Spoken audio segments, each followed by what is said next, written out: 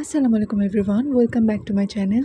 আজকে আপনাদের সাথে আবারও একটা ভর্তা রেসিপি শেয়ার করব, যেটা আপনার শিলপাটায় বাটাবাটি ছাড়া খুব সহজেই বানিয়ে নিতে পারেন। আজকে যেহেতু আমি রসুনের ভর্তা বানাবো, ভর্তাটা বানানোর জন্য প্রথমে আমি নিয়ে নিচ্ছি কিছু পেঁয়াজ কুচি।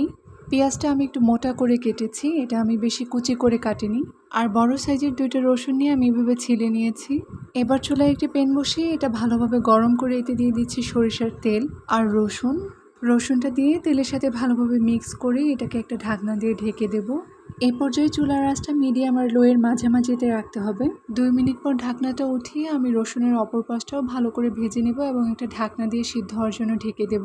2 মিনিট পর আবারও আমি ঢাকনাটা উঠিয়ে চেক করছি রসুনটা সিদ্ধ হয়েছে কিনা।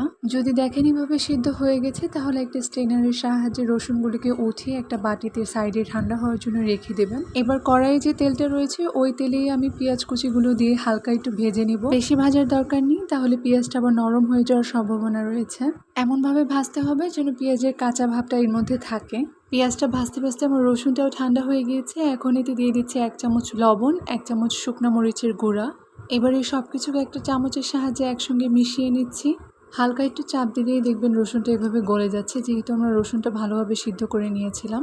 এই তো হয়ে গেল আমাদের রসুনের ভর্তা, কোনো রকম শিলপাটায় বাটাবাটির ঝামেলা ছাড়াই। এটা বানাতে সময়ও খুব কম লাগে। আর অনেকেই আছেন যারা রসুনের কাঁচা গন্ধটার জন্য রসুনের ভর্তা খেতে চান না।